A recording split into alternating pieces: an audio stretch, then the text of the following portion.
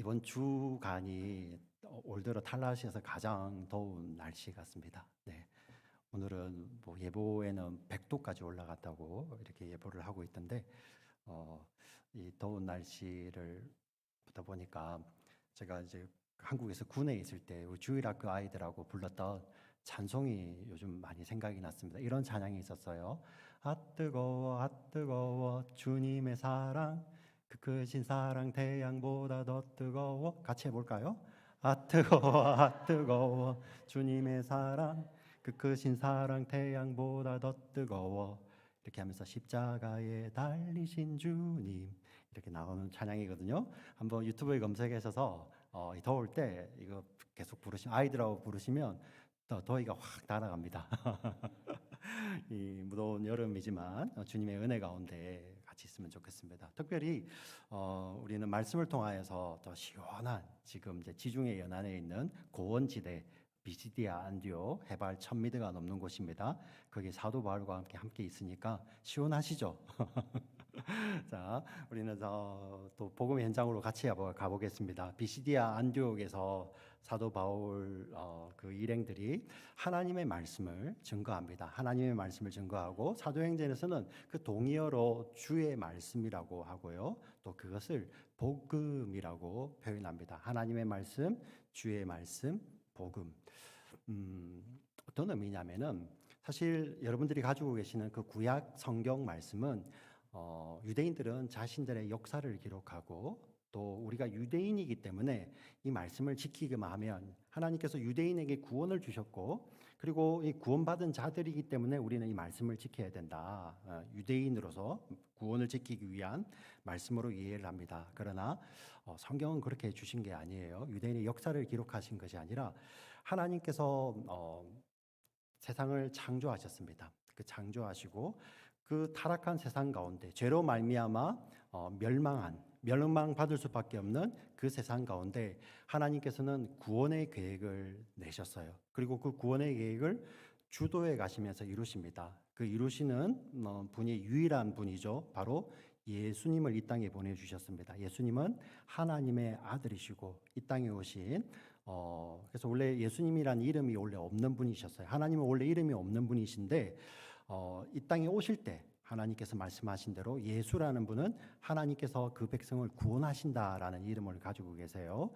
그 구원을 이루시기 위해서 이 땅에 오신 그 예수님, 이름이 주어졌죠. 우리를 구원하시기 위해서 그분이 이 땅에 오셔서 십자가에서 죽으시고 장사되셨다. 3일 동안 장사되셨다가 부활하신 그 예수님을 이제 믿는 믿음으로만 우리가 영원한 생명의 나라, 하나님 나라를 들어간다는 것이 이 하나님의 말씀이에요. 그래서 이 하나님의 구원계를 이루시는 분이 유일한 분, 주 예수님밖에 없다고 하기 때문에, 그것을 나타내는 말씀이기 때문에 주의 말씀이라고 하고요. 그리고 이 말씀을 믿는 유일한, 이 말씀을 믿는 것만으로, 이 말씀만으로 우리가 영생에 이를 수 있기 때문에 다른 길은 없어요. 그래서 이것만이 유일한 길이다 하여서 우리에게 복음이라고 이야기합니다. 복음. 만약에 여러 가지 길이 있다면 복음이 될 수가 없겠죠, 그죠? 어느 가운데 한 길이겠죠. 옵션이 아닙니다. 유일한 길입니다. 사실 이 말씀을 전하자, 이 당시 사도 바울 시대, 지금이 AD 한 47, 8년 정도 됩니다. 그 당시 유대인들은 얼마나 기분 나빴겠어요. 기분 나쁘지 않겠습니까? 네. 아니 이거 우리 유대인만을 위해서 있고, 사실 이 유대교에 들어오려면 정말 까다로운 절차를 이렇게 거쳐야 되거든요. 근데 뭐야? 뭐 그게 아니라고? 유대인들은 굉장히 기분 나쁘지만 이방인들에게는 너무나도 기쁜 소식이죠. 다른 것이 아니라 그 하나님께서 내어주신 유일한 길, 예수님을 믿는 그 믿음만으로 영생에 이른다고 하니 얼마나 기쁘겠습니까? 그것이 얼마나 기쁜 복음이 되었겠습니까? 근데 반대급부로 유대인들은 이게 너무 싫은 거예요. 너무 싫은 겁니다. 그래서 이들이 어떻게 합니까? 시기하죠. 시기하고 이들을 쫓아내려고 합니다. 우리 오늘 본문 50절 말씀을 같이 한번 읽어보겠습니다. 50절 말씀 같이 읽겠습니다. 시작. 이에 유대인들이 경건한 귀부인들과 그 신의 유력자들을 선동하여 바울과 바나바를 박해하게 하여 그 지역에서 쫓아내니. 네, 여기 보시면 이제 유대인들이 그 지역의 경건한 기부인들 또 신의 유력자들을 선동하여 바울과 바나바를 박해하게 하며 그 지역에서 쫓아내고 있습니다. 우리가 이 사도행전 말씀을 좀 눈여겨 읽어보면 점층적으로 기록을 하고 있어요. 점층법을 사용하여서 기록하고 있는데 여기에서는 지금 여기가 어디냐면 비시디아 안디옥입니다. 비시디아 안디옥에서는 유대인들이 너무 기분 나빠. 그리하여서 이들을 이 두 사도의 일행들을 박해하면서 쫓아내죠. 근데 오늘 읽었던 본문 14장 5절에 보면 이제 그냥 쫓아내는 정도가 아니라 돌을 들고 달려가서 그를 치려고 합니다. 예, 강도가 높아졌죠.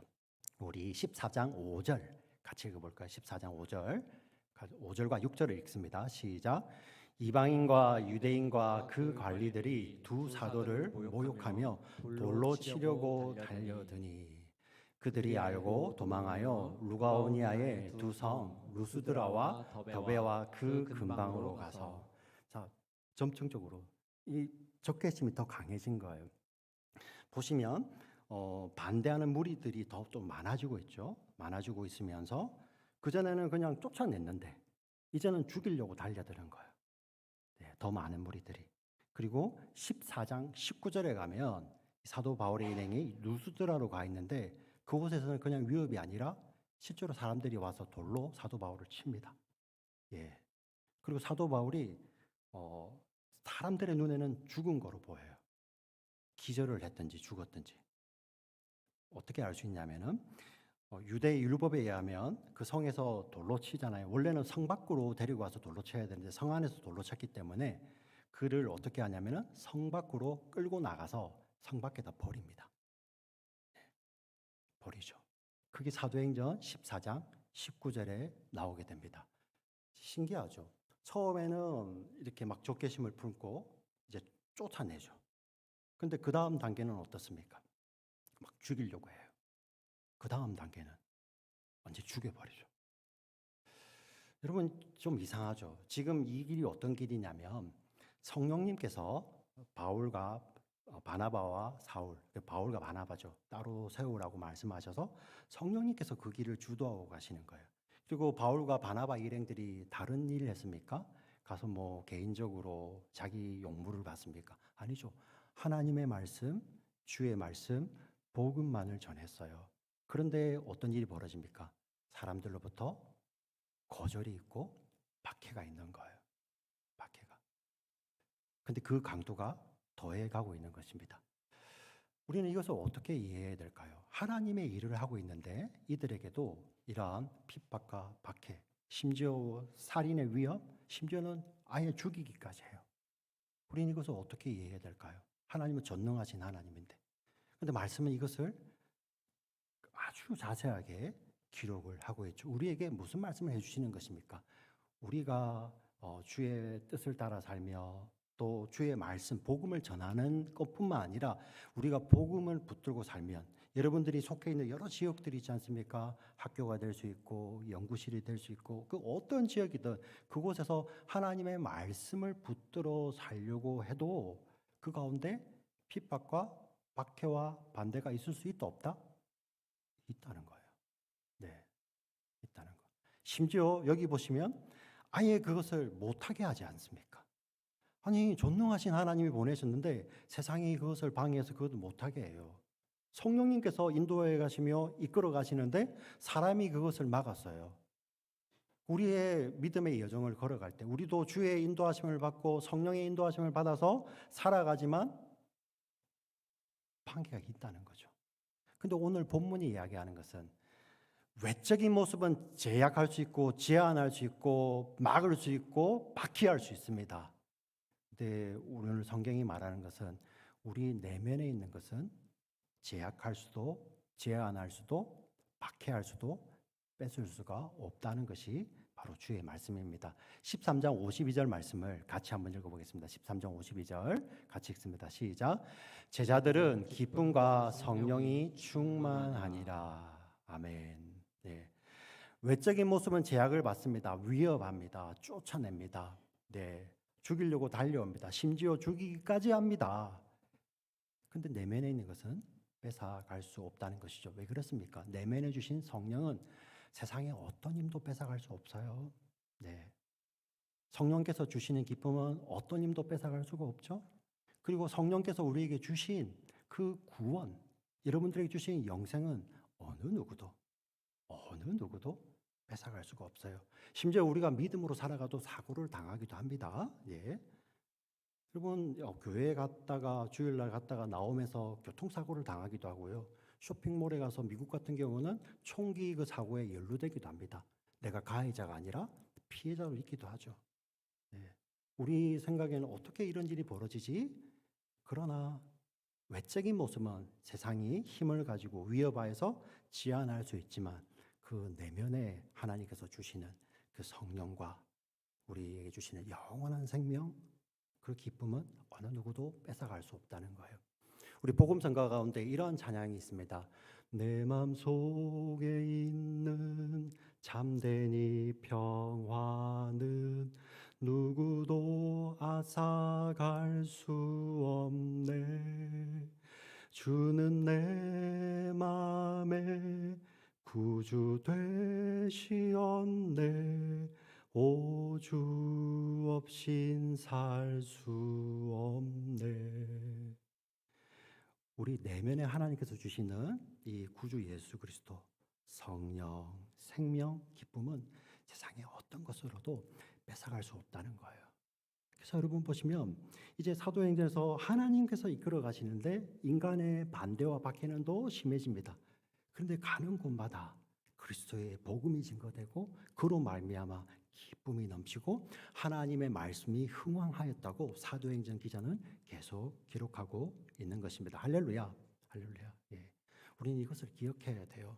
우리 믿음의 지체들도 이 땅을 살아갈 때 여러분 다 오늘 우리 기도하시는 분이 아주 디테일하게 기도하셨잖아요. 네, 이렇게 하나님 말씀을 따라 살기도 하고 때로는 또 이렇게 시험 들어서 넘어져 있기도 하고 그냥 때로는 그냥 평범한 삶을 사는 것 같고 삶의 모습들이 다 다양하지만 하나님은요, 예, 그렇게 막 도매금으로 하지 않습니다. 우리하고 동행하시면서 디테일하게 우리가 동행하시는데 우리의 삶 가운데 이런 여러 가지 환경들 가운데 있을 수 있지만 하나님은 약속하신 것은 우리 내면에 주시는 하나님의 그 구원의 은혜, 예수 그리스도 그리고 성령 하나님, 그로 말미암아 우리에게 주시는 영원한 기쁨은 어느 누구도 뺏어갈 수 없는 하나님의 선물이요 약속인 줄 믿습니다. 아멘, 할렐루야, 아멘, 아멘.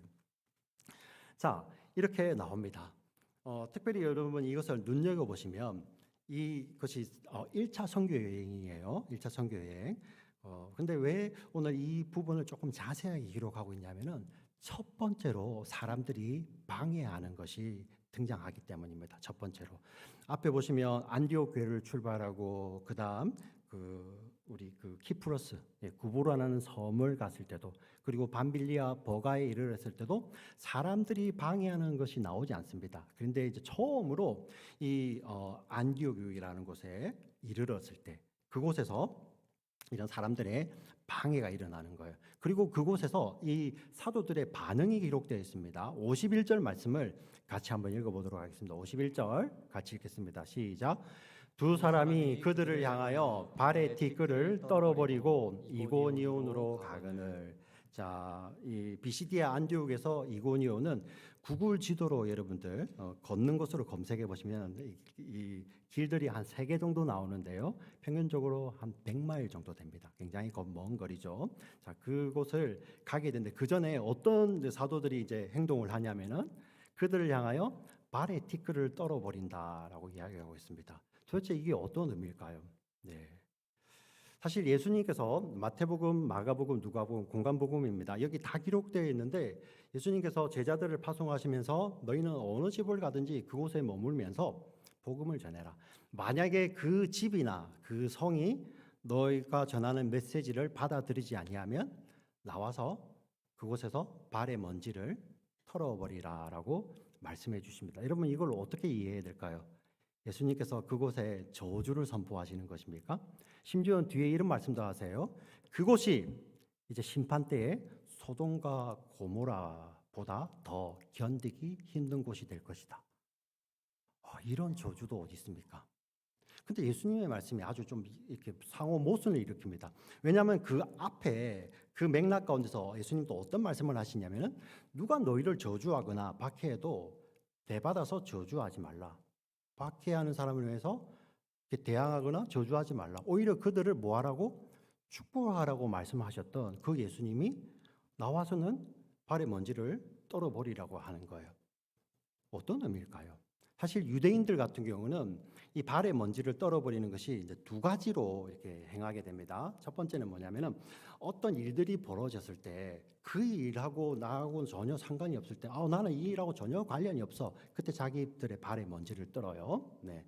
그리고 어디냐면은 이방 땅으로 갔다가 이제 약속의 땅, 하나님께서 주신 땅으로 돌아올 때 이방 땅은 유대인들의 입장에서는 저주받은 땅이에요. 그리고 약속의 땅, 그 가나안이죠. 자기들이 살고 있는 곳은 하나님께서 주신 축복의 땅이기 때문에 이방 땅에 있는 먼지를 발에 묻혀서 돌아오면 안 되겠죠. 그래서 그 경계에서 떠는 거예요. 네. 유대인들의 관습입니다. 그런데 예수님은 희한하게 유대인들의 집에 들어가서도 나와서 떨어버리라고 하시죠. 이것은 단순하게 이방인하고 유대인을 구별하는 것이 아니라는 것을 말씀해 주시죠. 그럼 도대체 이게 뭘까? 이게 무엇일까? 왜 예수님은 그렇게 떨어버리라고 하셨을까? 사실 이 예수님의 말씀을 이해하기 위해서 제가 어떤 한 가지 예를 설명드리겠습니다. 이 예는 처음부터 끝까지 잘 들으셔야 됩니다. 일부만 들으시면 절대 안 됩니다. 한 3분 정도 설명이 필요한데 괜찮으십니까? 예, 제가 끊임없이 가기 위해서 물을 한번 마시고요. 이 예는 처음부터 끝까지 들으셔야 됩니다. 어떤 기차역이 있습니다. 기차역이 양방향으로, 여러분들 눈앞에 기차역이 있습니다. 윗방향으로 가는 기차와 아랫방향, 반대 방향으로 가는 기차가 있는 기차역이 있어요. 제가 복음을 설명해 보겠습니다. 근데 여러분 이 예를 끝까지 잘 들으셔야 돼요. 앞에만 들으시면 안 됩니다.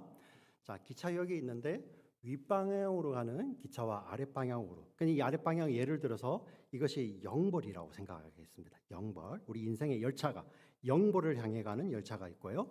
그리고 영생을 향해서 가는 열차.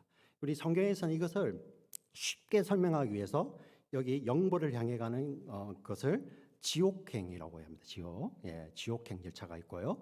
자, 영생을 향해서 가는 열차를 천국행 열차라고 쉽게 설명을 하겠습니다. 자, 어떤 한 기차역에 지옥행 열차와 천국행 열차가 두 개가 있는 그 곳에 사람들이 많이 모여 있습니다. 모든 사람들이 거기에 있는 것이죠. 자, 그곳에 가서 이 천국 복음을 전합니다. 예수님 믿으세요. 예수님 믿으시면 저 천국행 열차를 타실 수 있습니다. 값없이 타실 수 있습니다. 만약에 예수님 안 믿으십니까? 그러면 당신들에게는 지옥행 열차 티켓이 주어지고 그것을 타고 지옥을 향해서 영벌을 향해서 가야 됩니다. 굉장히 쉽죠, 설명이. 예. 근데 이건 틀린 예입니다. 다시 들으세요. 예수 천당, 불신 지옥이 아니라 틀린 예예요. 우리 모든 인생에게는 이러한 열차, 기차역이 없어요. 성경 제가 드리는 말씀이 아니라 하나님께서 우리에게 주신 그 예를 가지고 말씀을 가지고 하면 우리 모든 인간들에게는 기차역이 하나만 있는데 그 기차역은 한 방향밖에 없어요. 위로 가는 기차는 없고 아래 영벌 지옥을 향해 가는 기차역만 있는 거예요. 기차만 있는 곳이에요. 예. 제가 첫 번째 말씀드린 것은 선택의 여지가 있었죠. 옵션이었습니다. 내가 이것을 할 수도 있고 저것을 할 수도 있고. 그래서 내가 이것을 받아들이면 천국을 가고 이걸 거부해버리면 지옥을 가는 중간지대가 있었죠. 그런데 성경이 말하는 것은 그런 기차역은 없다. 한 방향만 있는 기차역. 옵션이 있는 거예요. 옵션이 없는 거. 로마서 3장 23절 모든 사람, 목사도 피아노 반주자도 우리 안수 집사님도 권사님도 예수님 없다면 모든 사람이 죄를 범하였음에 하나님의 영광에 이르지 못하고 영벌을 향해 달려가는 그 기차만 존재하는 곳에 그 기차역에 있고 그 기차를 타고 있는 거예요. 그럼 도대체 복음은 무엇이냐? 완전히 새로운 기차역이 생깁니다. 사람이 어떤 돈을 내어서 만들 수도 없고, 사람의 지식을 모아서 우리가 이제 지식이 많아졌으니까 인공지능에 한번 물어볼까 해서 만들 수 있는 것도 아니에요. 예, 하나님께서 계획하셨고 하나님의 아들 독생자의 피로서 세운 기차역이 생깁니다. 그 기차역은 한 방향밖에 없어요. 그 기차역은 오로지 영생을 향하여서, 하나님 나라를 향하여서 가는 그 기차만 있는 것입니다. 그 기차역 자체가 예수님이시고 그 기차가 바로 예수님이에요. 여기는 이 기차역은 어떻게 갈 수 있냐고요? 우리 스스로 갈 수 없습니다. 하나님께서 이것을, 이 구원을 계획하신 것, 이 기차역을 만드시고 이 기차를 놓으실 것을 계획하신 그 하나님을 믿는 믿음으로만, 돈으로 아니라 힘으로 아니라 믿음으로만, 거듭남으로만 그 기차를 탈 수 있는 거예요. 근데 그 기차를 탈 수 있는 조건이 누구에게나 달려 있습니다. 다 열려 있습니다. 돈이 많든 적든, 내가 남자든 여자든, 내가 나이가 많든 내가 어리든, 내가 좀 많이 배우든 적게 배우든, 이런 거 다 아무것도 아니에요. 네. 네. 아무것도 아닙니다. 오직 예수님을 믿는 믿음으로만 그 기차를 타게 됩니다. 예수님을 믿는 자, 복음을 받아들인 자들은 그 기차를 타는 자들이죠. 그 기차역으로 옮겨져서.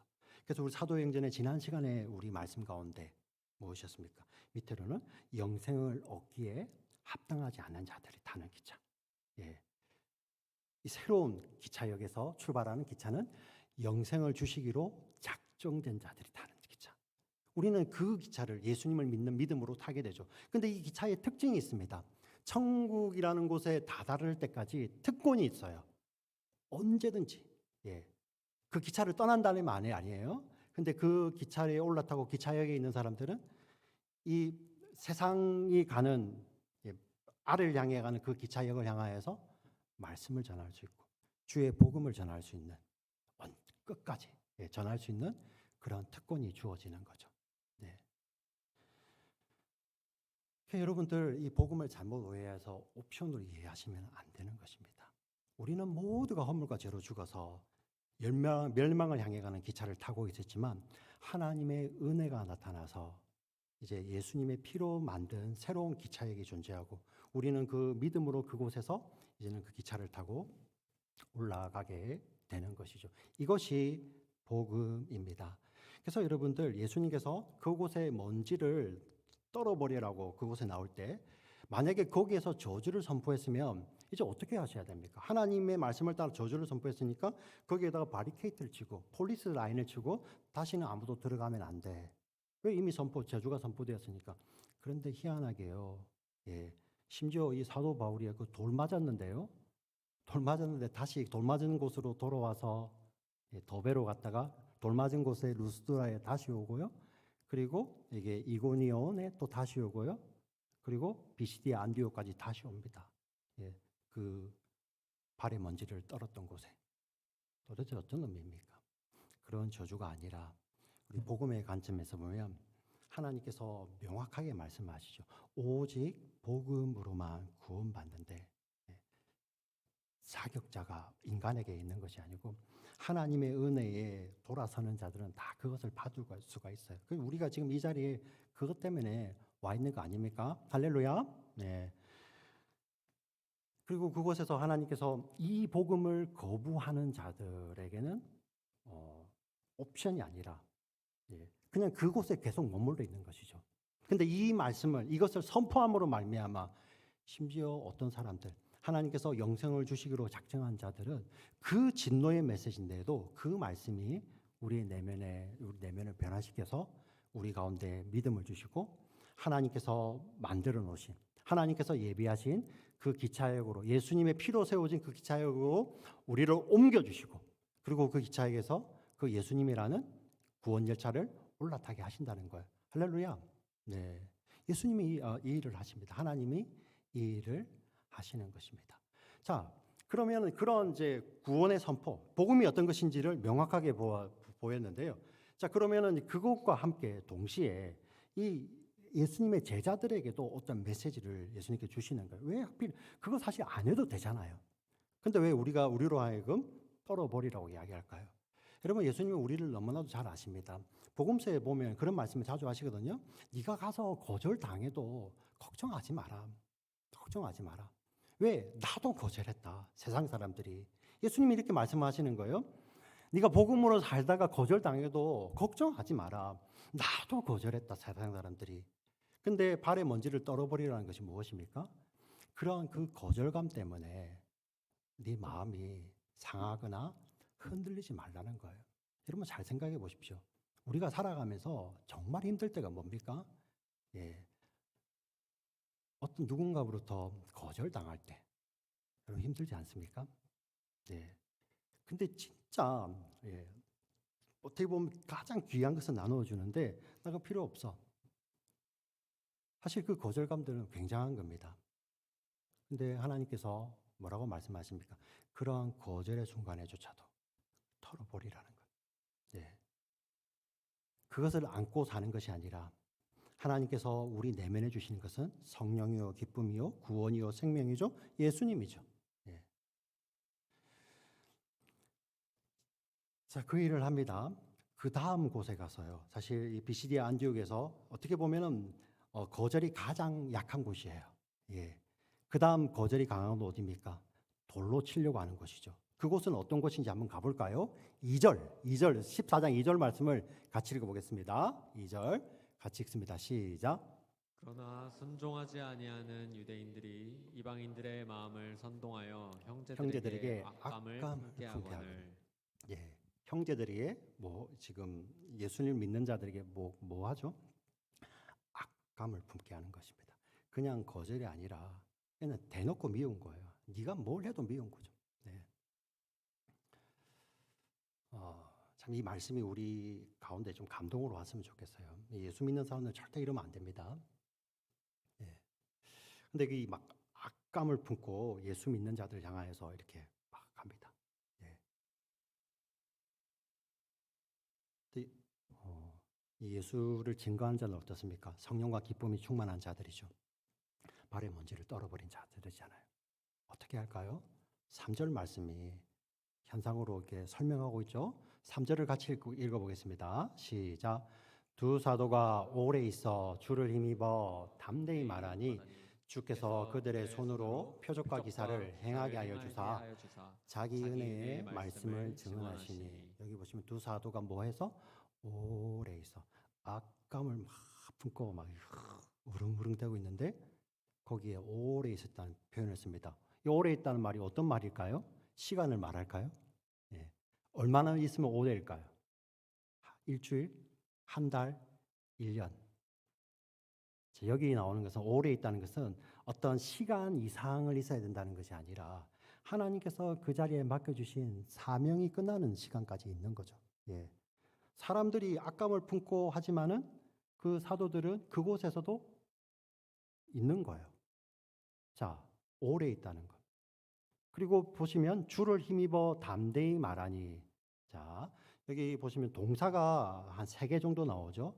여러분, 우리 한글 성경은 조금 그 동사를 구별하기 힘들지만 한글 성경은 의미로 구별해 놨어요. 근데 영어와 헬라어는 뭐냐면은 이 동사가 3인칭 단수인지 3인칭 복수인지가 구별이 됩니다.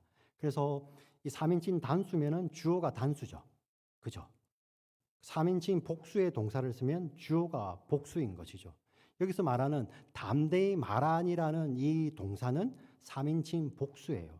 그래서 주어가 복수입니다. 근데 뒤에 보시면 그들의 손으로 표적과 기사를 행하게 하여 주사는 3인칭 단수예요. 그리고 자기 은혜의 말씀을 증언하시니 이 증언하신지도 3인칭 단수예요. 그러면 주어가 3인칭 단수인 거죠. 예.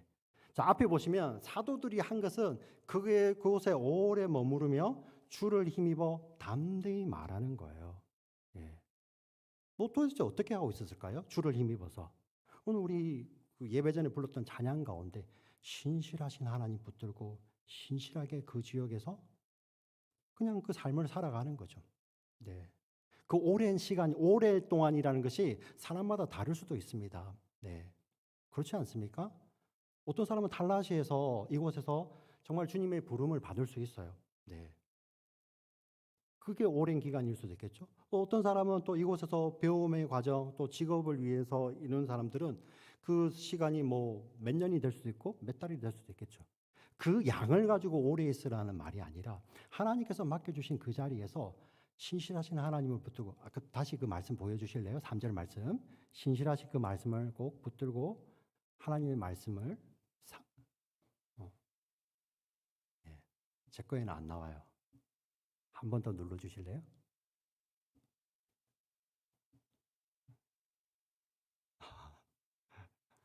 3절 다시 보여주시겠습니까? 아, 예, 됐습니다. 제 거에는 안 나왔습니다. 자, 그곳에서 오래 머물며 주를 힘입어 담대히 말하는. 정말 주의 일을 하는데도 불구하고 방해들은 있죠. 네. 근데 그곳에서 신실하신 주님 붙들고 신실하게 그곳에서 삶을 살아내며 하나님의 말씀을 삶으로 증거하고 있을 때 어떤 일이 벌어지냐면은 뒤에 보시면 주께서, 자, 주를 힘입어, 근데 주께서 나와 있는데 사실 이제 영어적 표현, 헬라식 표현은 주를 힘입어서 거기에 오래 머물며 말을 하고 있는데 그 주가 어떤 분인지를 이렇게 보면 설명하는 것이 이제 뒤에 이어집니다. 그 주님이 어떻게 하시냐면은 그들, 이 사도들입니다. 그곳에서 복음을 전하는 자들이죠. 그들의 손을 통해서 주님께서, 예수님께서 그들의 손을 통해서 표적과 기사를 행하게 하여 주십니다. 그들의 손을 통하여, 그들의 삶을 통하여서, 그들의 말을 통하여서, 그들의 증거하는 그런 내용, 예, 메시지, 복음을 통하여서 표적과 기사를 행하게 하여 주십니다. 그리고 자기 은혜의 말씀을 증언하니, 누가요? 주님께서 친히 자신의 지금 말씀드렸던 하나님의 말씀, 주의 말씀, 복음을 그들 가운데 증언하시는 거예요. 사도들은 그 가운데서 신실하게 머물러 있는데, 신실하게 삶을 살아가고 있는데 하나님이, 예수님이 어떻게 하신다고요? 그 메시지를 통하여, 그들의 삶을 통하여서 그것을 듣고 보는 자들 그 삶 속에, 그 마음 가운데 주님이 직접 친히 주의 복음을, 은혜의 말씀을 증언해 주시는 거예요. 놀랍지 않습니까? 네. 우리는 우리가 다 설득한다고 생각합니다. 논리적으로 변증하여서. 아니요. 그냥 우리는 신실하게, 때로는 믿음의 삶을 살아갈 때 반대에 부딪힐 수도 있습니다. 어려움에 처할 때도 있죠. 그러나 그때도 주님께서 우리에게 맡겨주신 그곳에서 주님 붙들고 신실하게 삶으로 삶을 살아내며 우리 입술로도 복음의 말씀을 증거하지만 우리의 삶에, 우리의 손으로서 우리 복음의 삶을 살아갈 때 진짜는 주님이 그것을 통하여서 그 복음을 전달받는, 접촉되어지는 사람들의 마음 가운데 주님이 직접 말씀하시는 거예요. 예. 이게 복음입니다. 복음. 오늘을 사는 우리들에게도 그대로 적용이 됩니다. 사실 우리는 이 여기에 나오는 두 사도들처럼 이제 막 지역을 옮겨 다니면서 복음을 전하는 자들이 아니잖아요. 그렇지 않습니까? 뭐 이렇게 선교사님들은 그럴 수 있겠죠. 그럼 이 말씀은 우리에게 어떻게 적용됩니까? 지금 이 자리에 탈락하시 계신 분들, 제가 아까 말씀드린 것처럼 이곳에서 하나님을 만나는 사람도 있을 거예요. 네, 이곳에서. 뭐 저라고 예외는 없겠죠, 그죠? 예, 이곳에서 예수님을, 그리고 정말 우리 생명의 주인이신 하나님을 이곳에서 만날 수 있습니다. 근데 그 기간이 몇 년이 될지는 모르죠. 근데 그 기간 동안에 하나님 앞에 신실하게 살아갈 때, 예, 삶으로 그 말씀을 증거할 때 하나님 어떻게 하신다고요? 그 손을 통하여서 하나님께서 기사와 능력을 나타내시고 표적을 나타내시고 주의 말씀을 확증해 가시는 거예요. 여러분, 이 자리에 탈락하시 계신 분뿐만 아니라 지금 방학이 돼서 방문하신 분들이 계시잖아요. 그 삶의 자리에서 얼마를 머물러야 오래 있는 거, 우리 기간을 말하는 것이 아니라 하나님께서 계시게 하는 그 시간 동안에 신실하신 하나님을 붙들고 그곳에서 하나님의 말씀을 삶으로, 입으로 계속 증거할 때 우리 주님 어떻게 하신다고요? 여러분들의 손을 통하여서 표적과 기사를 보이시고, 그리고 하나님께서 친히 그 내면 가운데 복음, 은혜의 말씀을 증언해 주시는 것입니다. 오늘 사는 우리들에게도 그대로 적용되는 말씀입니다. 우리 여러분 모두뿐만 아니라 개인뿐만 아니라 우리 공동체 모두가 주님 오시는 이날까지 사명의 자리에서 오래 머물며 신실하게 주님 붙들고 주님 힘입어 담대히 말할 때 주께서 우리의 손을 통하여서 표적과 이사를 보이시고 주님께서 우리가 전하는 삶의 메시지를 통하여서 그 영혼 가운데 친히 말씀하시는 우리 교회가 되시기를 주님의 이름으로 부탁을 드리고 축원드립니다. 아멘. 살아계신 하나님 아버지 참으로 감사합니다. 저희들 복음을 그저 값없이 받았습니다. 하나님, 그런데 믿음 생활을 하다 보니까 입으로는 값없이 받았다고 하지만 마치 내가 자격이 있어서 받은 것처럼 나 스스로가 어떤 사람을 정하고 나누고 판단하고 그렇게 할 때가 참 많음을 하나님 앞에 다시 한번 고백합니다. 하나님, 저희들 참 부족한데 그것을 입술로만 말하는 것이 아니라 참으로 주님 앞에 엎드려지기를 원합니다. 그리하여서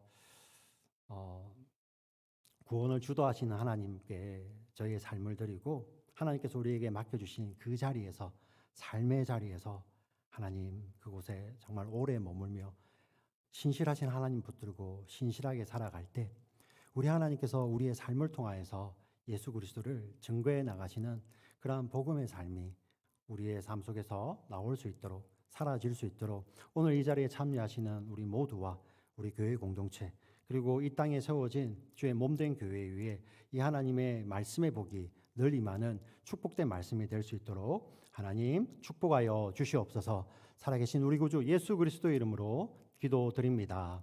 아멘. 아멘. 오늘 주신 말씀 생각하시면서 찬송